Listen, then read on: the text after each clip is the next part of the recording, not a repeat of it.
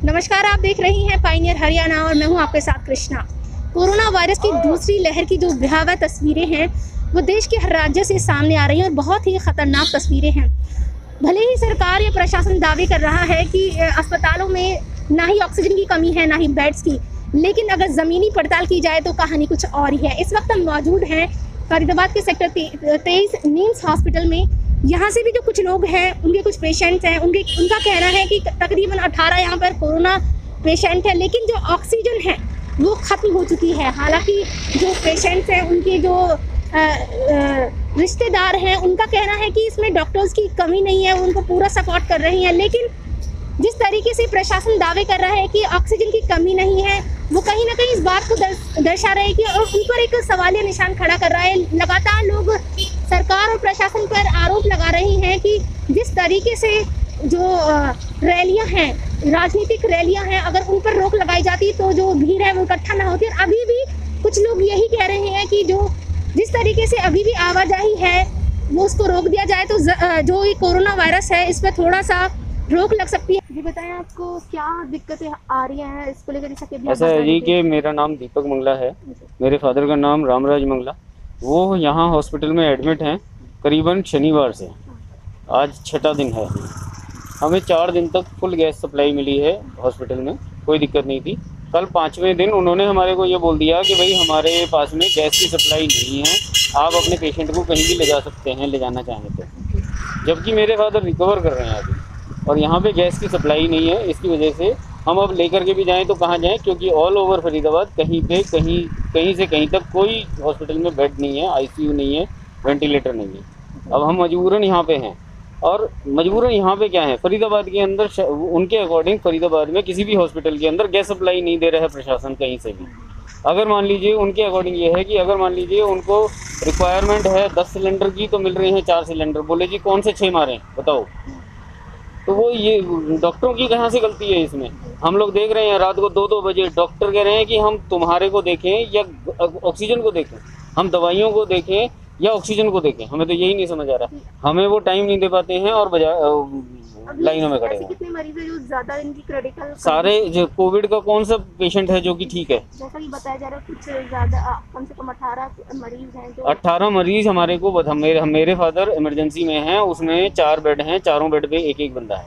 उसके बाद में टोटल हॉस्पिटल के अंदर जो हमारे को बताया गया वो 18 मरीज बताए गए हैं कि 18 मरीज इस हॉस्पिटल के अंदर एट प्रेजेंट हैं और सारे के सारे कोविड के क्रिटिकल है। कौन सा है सब? 18 मरीज हैं। यस।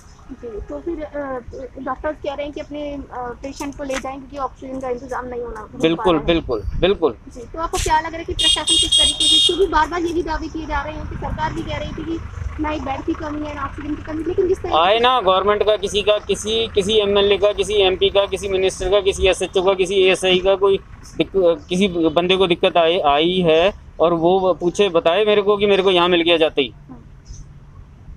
ही हमारे को बेड मिल गया। जो अगर किसी एमएलए को, किसी एमपी को, इनको स्टेटमेंट देने में क्या जा रहा है? जो यहाँ पे ग्राउंड लेवल पे काम हो रहा है आकर के देखो ना, या तुम मेरे को वीडियो भेजो कि भाई मैंने यहाँ पे देखो ये बंदा गया था और इसको मिल गया। एक बंदे की स्टेटमेंट भेजो मुझे कि भाई हमने यहाँ पे गए थे, हम फलाने हॉस्पिटल में गए थे और हमें जाते ही देखो बेड मिल गया, देखो जाते ही आईसीयू मिल गया, देखो हमारा ऑक्सीजन मिल गई। दावे करने से क्या होता है? ग्राउंड लेवल पे भी आकर के सोचना चाहिए, इन्हें धरती पे उतरना चाहिए। यहाँ फरीदाबाद में हमारे प्रशासन की इतनी कमी है कि बेड नहीं है, कहीं पर दवाई नहीं है, कहीं पर ऑक्सीजन नहीं है, कहीं पर बेड वो नहीं है, वेंटिलेटर नहीं है। इसलिए लोग अपनी जान गंवा रहे हैं, लाइन में लगे हुए। मेरा लड़का खुद 5 सीएमओ से मैं मिला हूँ, लेकिन बेड नहीं है, कह रहे दवाई नहीं है, और कहीं कह रहे हैं कि ऑक्सीजन नहीं है, ऑक्सीजन ख़त्म है और वेंटिलेटर नहीं है। मतलब इनका इतना तमाशा है कि बस पूछो मत, कहीं पर जान गंवा रहे हैं लोग अपनी। सरकार की इतनी कमी रही है। सीएम खट्टर आए थे पिछले दिनों फरीदाबाद, उन्होंने कहा था कि 100 बेड का नया हॉस्पिटल खोला जा रहा है जहाँ पे सारी सुविधाएं होंगी और जो हरियाणा को कोटा मिलता है ऑक्सीजन का उससे 2 गुना मिलेगा।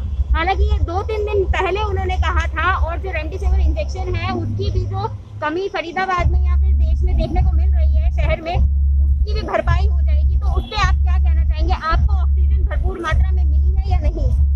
जिस दिन खट्टर साहब आए थे, हम अटल उसमें हम थे वहाँ पर ही, अपना पेशेंट लेके गए, लेकिन वहाँ कुछ नहीं था, कुत्ते अंदर घुसे पड़े थे। वो तो उन्होंने कहा था कि हम जल्द तैयार कर देंगे। जल्द तैयार करेंगे ना, सुनो, वो जल्द तैयार करेंगे ना, लेकिन उस टाइम तो कुछ नहीं था। हाँ। और अगले उसमें गए थे फिर, तो वहाँ भी कुछ नहीं मिला।